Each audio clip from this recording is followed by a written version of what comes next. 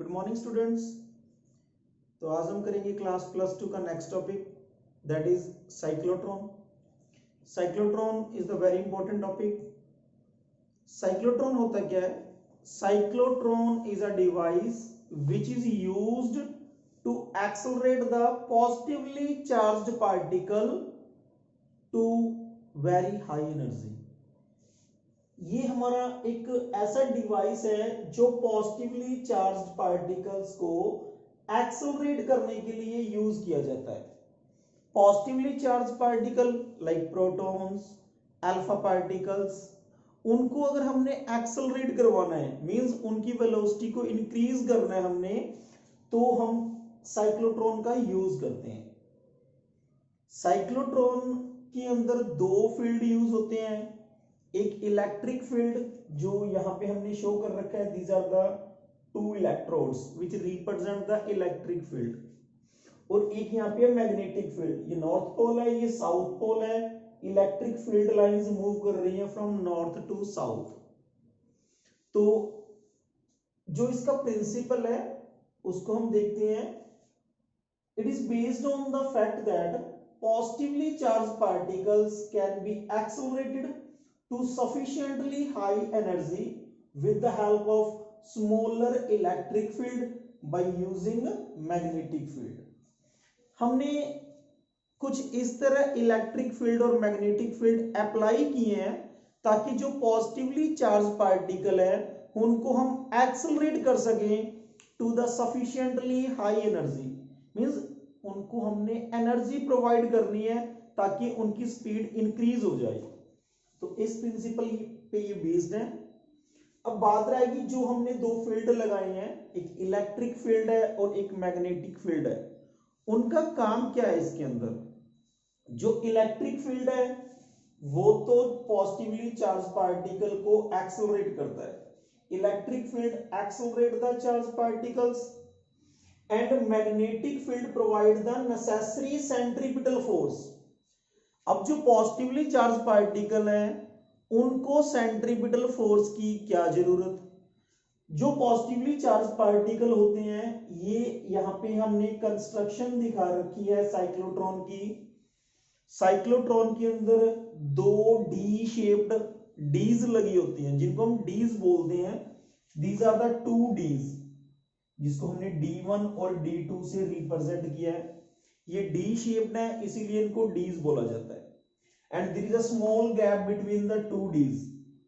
ये दो डीज के बीच में एक गैप है और ये हाई टेंशन बैटरी ऑसिलेटर लगा हुआ है। ऑसिलेटर का काम होता है पोलैरिटी को रिवर्स करना। तो और ये है यहां पे एक विंडो, इस विंडो में से वो पॉजिटिवली चार्ज पार्टिकल बाहर निकलेंगे और जो ये टारगेट है, जो उनका मेन जहां पे उन्होंने पहुंचना है वो ये टारगेट है और यहां पे वो रीच करेंगे। ये नॉर्थ पोल है और ये साउथ पोल है। These are the strong poles जो यहां से इलेक्ट्रिक फील्ड लाइंस मूव कर रही हैं फ्रॉम नॉर्थ टू साउथ। अब बात कर रहे थे हम कि जो नेसेसरी सेंट्रीपिटल फोर्स है वो हम यहां पे कैसे शो करेंगे कि क्या इसकी जरूरत है। तो जो पॉजिटिवली चार्ज पार्टिकल है वो हम यहां पे रखेंगे और इनिशियली हम ये लेट करके चलेंगे कि एक जो डी है वो पॉजिटिव चार्ज है और दूसरी डी के ऊपर नेगेटिव चार्ज है। तो इनिशियल जो साइकिल है हमारा, फर्स्ट जो ऑसिलेटर के अंदर जो साइकिल आ रहा है उसके अंदर हमने ये माना कि D1 नेगेटिव है और D2 जो है वो पॉजिटिव है। तो अब यहां पे हमने पॉजिटिवली चार्ज पार्टिकल रखे हैं। तो यू नो स्टूडेंट्स, जो पॉजिटिवली चार्ज पार्टिकल होंगे वो तो नेगेटिव की तरफ ही अट्रैक्ट होंगे।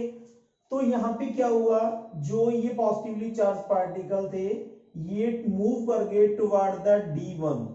जो D है हमारी D1 उसके अंदर ये मूव कर गए। अब यहां पे क्या हो रहा है, जो ये पार्टिकल है they form the semi circle due to the magnetic field.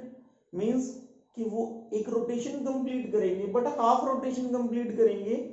Half rotation उन्होंने कंप्लीट किया, मैग्नेटिक फील्ड जो हमने ये अप्लाई कर रखा है वो उनको नेसेसरी सेंट्रीपिटल फोर्स प्रोवाइड कर रहा है, उस मैग्नेटिक फील्ड के कारण उसने इस फील्ड के अंदर हाफ साइकिल कंप्लीट कर लिया। कंप्लीट करने के बाद वो यहां दोबारा गैप में आएगा। जैसे ही वो गैप में रीच करेगा, जो ये ऑसिलेटर है ये पोलैरिटी रिवर्स कर देगा। रिवर्स का मींस ऑसिलेटर का काम ही होता है पोलैरिटी को रिवर्स करना। अब ये नेगेटिव हो जाएगी और ये पॉजिटिव हो जाएगी। अब जो पॉजिटिवली चार्ज पार्टिकल है वो किधर मूव करेगा, टुवर्ड्स D2।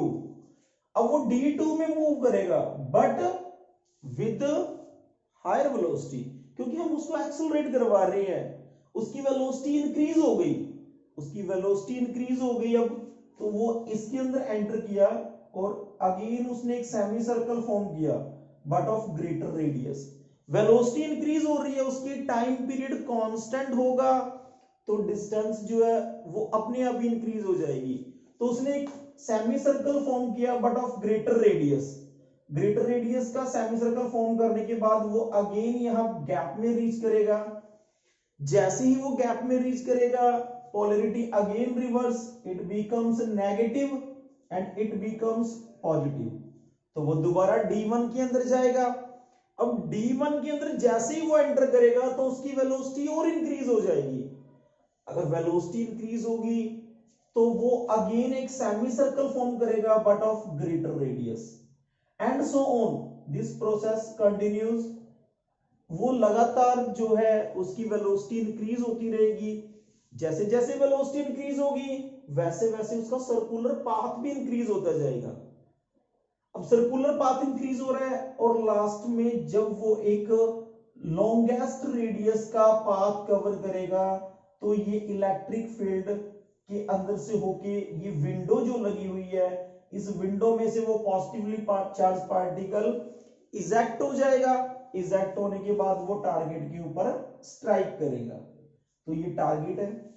अब बात हम इसकी थोड़ी सी डेरिवेशन की करते हैं कि देखो जब ये पार्टिकल मूव कर रहा है तो उसको सेंट्रीपिटल फोर्स मिल रहा है, पर वो सेंट्रीपिटल फोर्स कौन प्रोवाइड कर रहा है, मैग्नेटिक फील्ड। अब हम बात करते हैं कि जो मैग्नेटिक फोर्स होता है, जब कोई पार्टिकल, कोई चार्ज पार्टिकल मैग्नेटिक फील्ड के अंदर मूव करता है तो उस पे लगने वाला फोर्स कितना होता है, हमने ये कर लिया है। लास्ट वीडियोस के अंदर मैंने आपको बताया था कि जब भी कोई चार्ज पार्टिकल मैग्नेटिक फील्ड के अंदर मूव करता है तो उसके ऊपर फोर्स लगता है Q V B sine theta.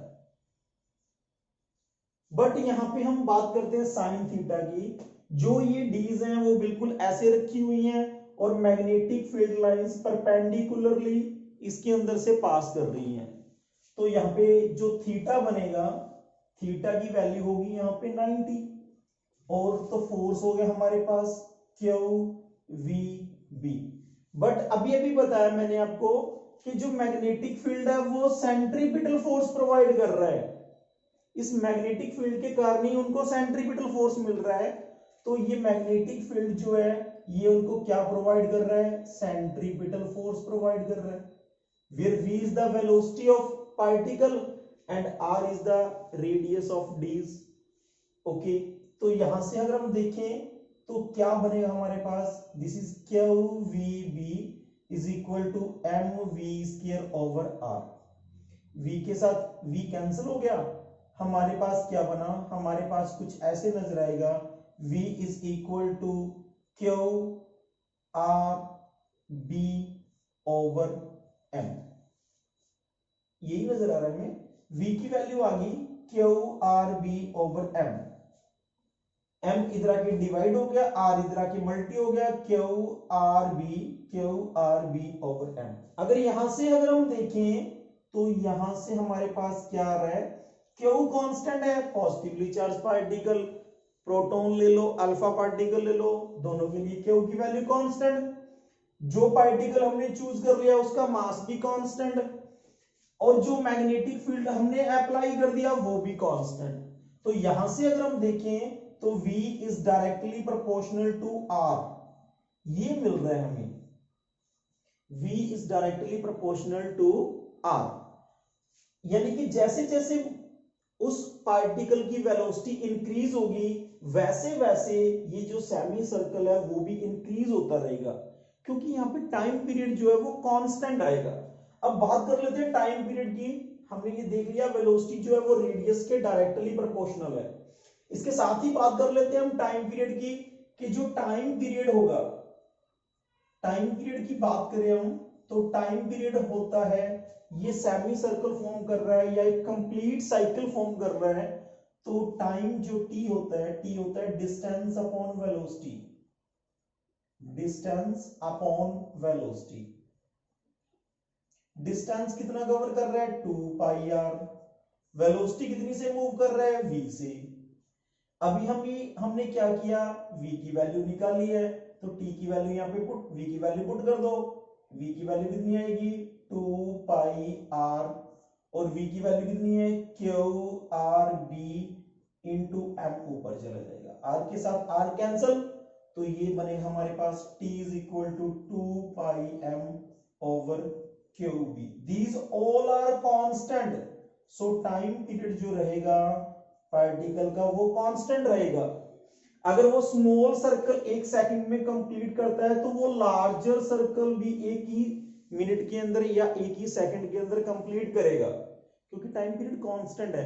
अगर रेडियस इंक्रीज हो रहा है तो ऑटोमेटिकली उसकी वेलोसिटी इंक्रीज होगी, और जब वेलोसिटी इंक्रीज होगी इसका मतलब बॉडी जो है, जो पार्टिकल है वो एक्सेलरेट हो रहा है, और वही तो हमारा काम है, हमने पार्टिकल को एक्सेलरेट ही करवाना है।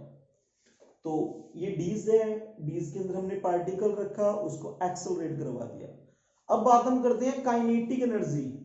कोई भी पार्टिकल जब वो मूव करता है तो उसके अंदर काइनेटिक एनर्जी होती है, या मैं कह सकता हूं कि kinetic energy is only due to the motion of particle. तो हमने ये देखना है कि काइनेटिक एनर्जी मैक्सिमम कब होगी, तो देखते हैं हम मैक्सिमम काइनेटिक एनर्जी की बात करते हैं। मैक्सिमम काइनेटिक एनर्जी कब हो सकती है, जब उसकी वेलोसिटी मैक्सिमम हो जाए, क्योंकि मास तो कांस्टेंट ही रहेगा, मास तो चेंज होता ही नहीं है। अभी हमने वेलोसिटी की वैल्यू निकाली, अब वेलोसिटी मैक्सिमम कब होगी, जब उसका रेडियस मैक्सिमम होगा। तो हमने क्या किया, जब v मैक्सिमम तभी हो सकता है जब r मैक्सिमम हो जाए, तो हमने यहां पे क्या कर दिया, काइनेटिक एनर्जी मैक्सिमम की अगर मैं बात करूं तो ये बनेगा 1/2 m v square. v square की जगह मैंने क्या कर दिया, देखो यहां से मैं v मैक्सिमम का स्क्वायर निकाल लेता हूं, q कांस्टेंट, r क्या बन जाएगा, r maximum, magnetic field constant, m constant, और सारे का क्या बनेगा, होल स्क्वायर। तो ये v मैक्सिमम की वैल्यू मैं यहां पुट कर दूं तो मेरे पास क्या बनेगा, काइनेटिक एनर्जी की expression, this is the kinetic energy of particle, m v square की value, this is q square, r maximum square, b square over m square, एक m के साथ एक m cancel, then kinetic energy of the charge particle 1/2 q square r maximum square b square over m, this is the kinetic energy of charged particle। तो जब भी कोई particle move करेगा तो जब वो एक मैक्सिमम रेडियस का पाथ कवर करेगा तो उस पार्टिकल की जो काइनेटिक एनर्जी होगी that is given by the equation this. तो ये काइनेटिक एनर्जी थी, ये हमने टाइम पीरियड निकाला। फ्रीक्वेंसी की बात भी कर लेते हैं, what is the frequency of particle. Frequency का मतलब होता है the number of rotations completed in 1 second. 1 second में वो कितना कंप्लीट करेगा, कितने रोटेशन उसके कंप्लीट होंगे, वो होता है फ्रीक्वेंसी। और frequency is always inverse two the time period. तो फ्रीक्वेंसी की बात करें तो फ्रीक्वेंसी होता है 1/t, t हमने निकाल लिया तो ये बनेगा QB over 2 πm। This is the frequency of cyclotron. हमने रेडियस निकाला उसका, देखा कि रेडियस जो है वो वेलोसिटी और रेडियस एक दूसरे के प्रोपोर्शनल है, टाइम पीरियड कांस्टेंट है, काइनेटिक एनर्जी हमने फाइंड कर ली। तो this is the something about the cyclotron. I hope you got it, you can understand if you have any problem, then you can contact me. Thank you.